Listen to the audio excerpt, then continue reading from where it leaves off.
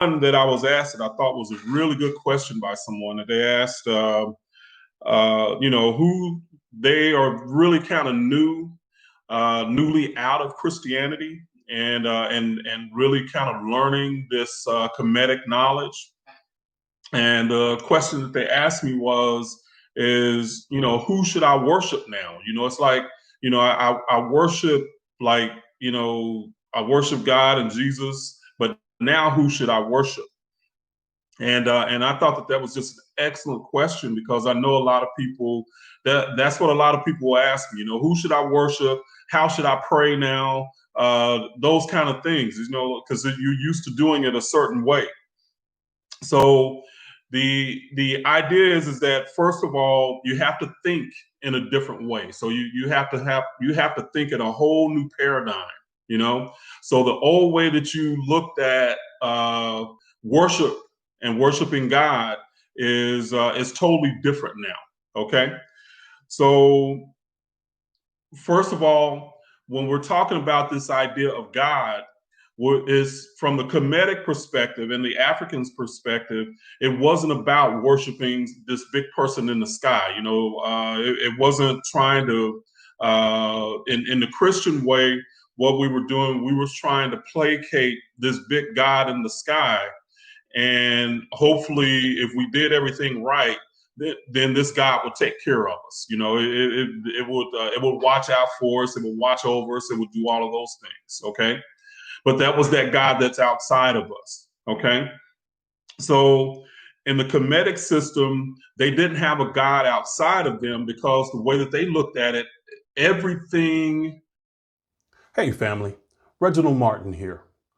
Are you feeling stuck in life, struggling mentally to find direction and purpose after questioning your Christian beliefs? It's time for a breakthrough. Introducing Unapologetically You, a 3-month program for overcoming negative religious programming and living authentically. This is a one-of-a-kind, life-changing coaching program tailored for those on the journey of breaking away from Christianity. My unique skills, knowledge base, and personalized guidance help you to unlearn the negative programming, reform your shattered beliefs, prioritize your own needs without feeling guilty or selfish, and unlock your potential to live life on your terms, and you can discover your true purpose. You can transform your life, throw off those mental shackles, and reach your true potential with Unapologetically You, a 3-month program for overcoming negative religious programming and living authentically. Ready to take that first step? Click the link in the video description to access my exclusive free video, packed with valuable insights to jumpstart your journey. Visit workwithreginaldmartin.com and begin the journey to living life on your terms. Back to the video. That existed was God. So everything in nature, everything that could possibly be, anything you could think about, a thought, a fly, a tree, all of that was God. Okay. So they would basically say God is. Biblically, the way that was stated was, I am. Okay. I am that I am. Okay. So anything that is, anything that's possible, I am. And that's the way that they looked at it. So that also includes you. So in the Christian way, the thought is that God was who God is, and then created something else.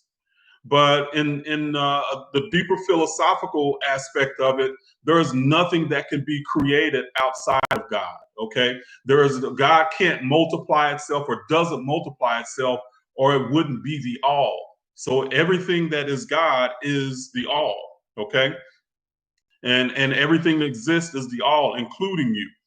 So in the Christian way, it was about finding your relationship to God.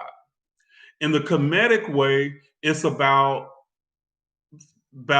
basically recognizing and realizing your own divinity. Okay, it's about developing your own divinity.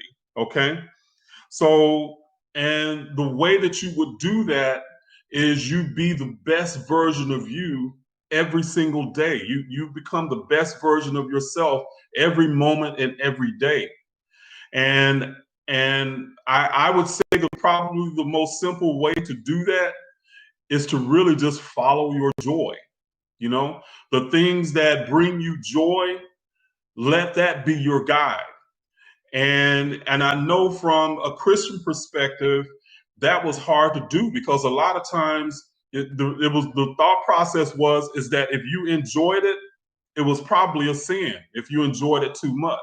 Okay, and that was just that kind of Christian heritage type thing where they believe that you should be doing everything you could to get out of the physical body so you can go back to the spiritual world. So that if you enjoyed something too much, it would make you want to stay here in the physical. Okay, so that's where the battle about being spiritual as opposed to being secular, that's where those battles started.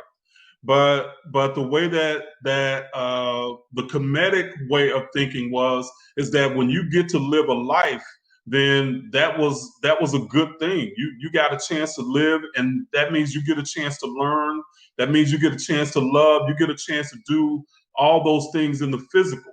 Okay, so by being yourself and the most and the living the highest vision of yourself every day, living through your joy, that's how you become divine.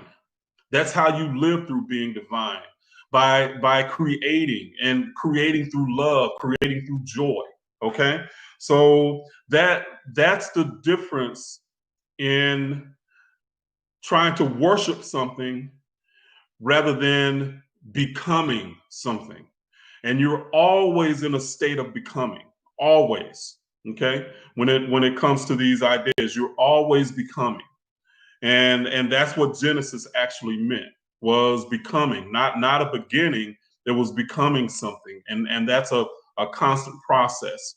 So you're never not connected to the all, because you are the all clothed in a different form.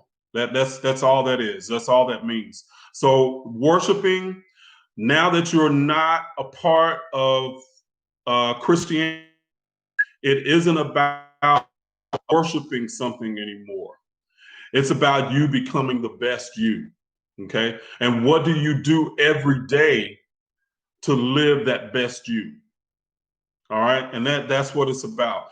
And it's not about you trying to live to somebody else's expectations, you trying to live by somebody else's rules. Because I have a mantra that I go by is that every single day you define your life by you, for you, and you have the courage to live that definition. Okay, and it does take courage to do it, because there are other people that are going to try to judge you or tell you what you should and should not do.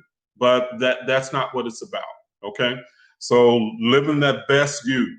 Okay, not having to follow anybody else's rules. So that's what really developing the divine you is about. Okay, being you at every moment. And that doesn't mean that you're trying to obtain perfection, because the idea of perfection is really it's a how can I say it? It's not a real. It's not possible. It's not how things are. The idea of God as being perfected and never evolving and never ever improving, that's just not real. Okay, so we're always improving, always changing. We're always doing, always growing, and that's really the state that we want to be in. Okay. Good morning, Menace. Let's see. Let's okay. Okay. All right.